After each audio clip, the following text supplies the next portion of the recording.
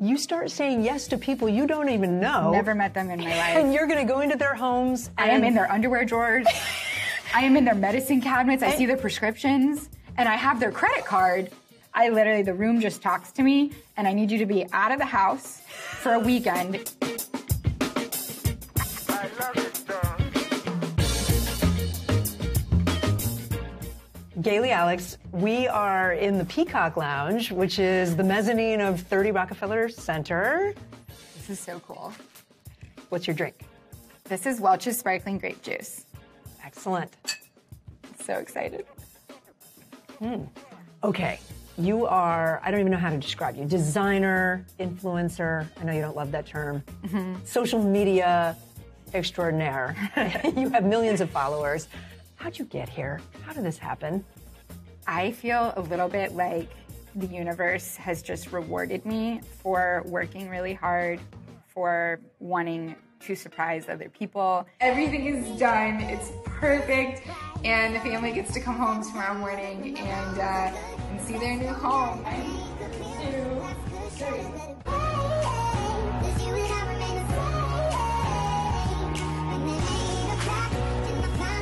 When you went to college, you had no idea that you'd get into design. Oh gosh, no. In fact, when I went off to college, I had no idea of all of the things that were about to happen. My boyfriend in college, his mother was a portfolio manager at an investment firm. She drove a Mercedes. And I was like, if I'm gonna make money for myself, then I need to go into finance. And so Goldman Sachs found out about me and they reached out, and I got my dream job, you know, at 24 when most people are in their mid-30s. 2018, you get engaged? Yes. To a guy, tell me the story. You get engaged to a guy you met in New York. So I was in New York for a conference at Goldman, and I met somebody who instantly I just fell head over heels for. So a year later, we got engaged, and he proposes to me in the bedroom of our forever dream home that he just bought up in Connecticut. And I said, I want to marry you, but I've worked so hard to build my career in Florida in finance. Can you allow me to work one more year, and I will commute up here and be with you every single weekend? You volunteered to kind of help renovate the house that you guys are going to move into together. I am a control freak. If you haven't picked up on that. No. And I, like, when we went to order this, I was like, make sure it's Welch's. It needs to be Welch's. It is Welch's. It is Welch's. I tasted it and I was like, yes, good job, Kate. Atta girl. So when I was up there on the weekends, I was like, I need to find a contractor I can work with. I need to find a designer. I need to find DIY or handyman. To redo the rooms. To fix this house because it was brand new. It needed curtains. It needed everything. Yeah. And I couldn't find anybody to work on the weekends, and I wasn't going to let work happen with me not at the house.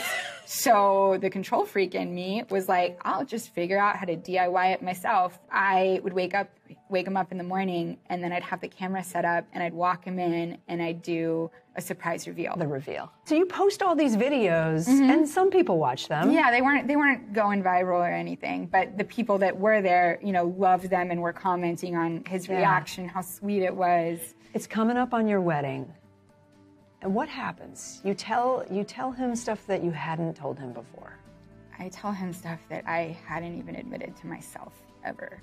I realized I was not okay, and that the anxiety of leaving my career and my stability and my kind of my identity, leaving that to be somebody's wife and losing kind of control, right? Which an eating disorder is all about control. Right? I found out later in therapy that you develop an eating disorder oftentimes because you feel out of control in your life. And I think I've always felt a little out of control. Do you tell your fiance that you have an eating disorder? I do. And his reaction is one of shock, but also like pain, because he can't believe what he said was he can't believe that I let him love me so long while I was so sick. And that he feels he can never trust me again, and that I've completely manipulated him into marrying me and loving me. And I have about an hour and a half to pack my things and be gone. And I just that week, finally finished the house I've been working a year on. So by trying to be real and honest, in one fell swoop, I lost my job because I had resigned to get married and move. I lost the home that I'd worked so hard and got sick trying to perfect. I lost who I thought was the love of my life and the future family we were trying to create, and I lost my health. And so I got put on a plane back to Fort Lauderdale, and I landed, and I felt like literally 24 hours before I thought I had everything, and I was dying with my eyes wide open on the inside. And it was like I was screaming and nobody could hear me. I used to say like I was so broken, but the more I think about it, I don't like saying I was broken because I don't think people break. I think we bruise.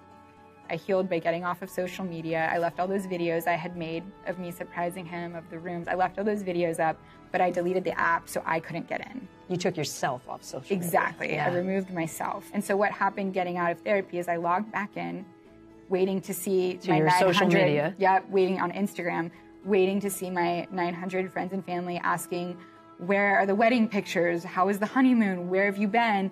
And instead, I could not even find a single message from somebody I knew because I had thousands upon thousands of DMs from complete strangers who I guess had seen some of my videos because they started to go viral when I was in therapy. People were sharing and resharing. And now everybody thinks I'm a decorator and they want me to do their home. Whoa.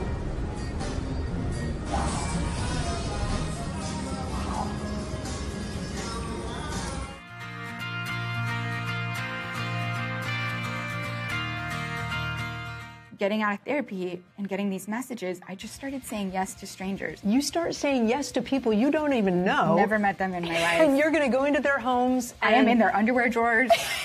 I am in their medicine cabinets. I see their prescriptions. And I have their credit card because I'm not putting anything on my credit card because I don't know them. They give you their credit but they're going to give me theirs. And I say, look, I'm not a designer. I don't know how to talk through a couch with you or like go sit in a fabric store. I literally, the room just talks to me and I need you to be out of the house for a weekend. And I was like, I work in finance now and You have to do this on the weekends. I can only do this on the weekends. So my dogs are going to come with me because they're my children. Yeah. So it's going to be me and my dogs and you're going to move out, go to Disney World for the weekend with the kids or something. I'm not even telling you what rooms I'm doing. But they don't even know which rooms? They don't know what colors. They don't know if I'm turning a kitchen into a bedroom. They know nothing. And I just say, just get out of here and trust me. And so the first family that did it was the Callaways. And what's crazy is that all of her friends were like, you're doing what? That's what my friends would say. The girl's not even a designer and you're giving her $80,000 on your credit card. And that's a lot of money to anybody. That's a ton of money. And they have 2 little kids and they're just like, I don't know, we trust her, we like her videos. And so they were the very first ones. And to this day, I have only done surprise reveals. I've never done a consult with a client.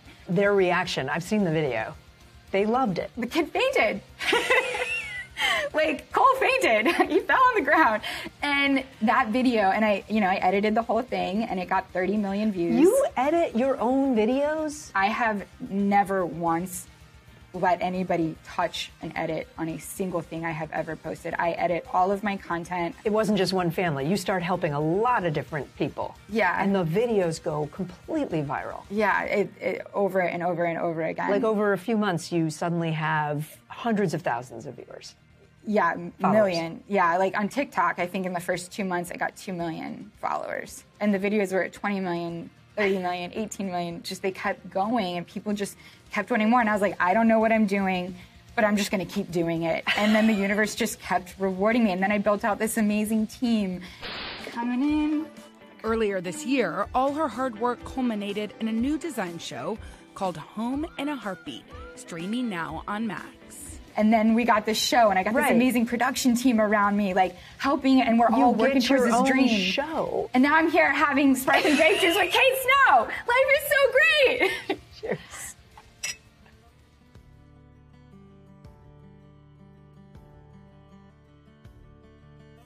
This horrible set of circumstances happens to you, and yet now you find something completely different. It is always darkest before the dawn. Always. Yeah. And sometimes people see a light at the end of the tunnel and they think it's a train coming straight towards them. But I promise you, if you just keep crawling towards that light, it is actually your way out. It is not a train. But you can't stop crawling. And every day I just crawled a little bit more, and it gets 10 minutes easier. And I just started saying no one has yes. ever made me cry on the drink. It's not fair. Are you gonna make me cry? I just want people to know that, like, if something just feels really, really bad, if you are in so much pain and you feel alone in that pain, just know that it will get okay. It will be okay. You will be okay if you just keep taking care of yourself. Like, don't give up, because so many people are giving up right now. Mm-hmm. And it's the hardest thing to see, because I was there and I almost gave up. And if I had let the disease win and I hadn't chose to fight for myself, look at what I would have missed out on. I wouldn't be here having sparkling grape juice with Kate, right? Like, yeah, you can't give up. And right, because life is worth living. There's so many things. There's so many things that anybody could do. So many things. Look what you've done.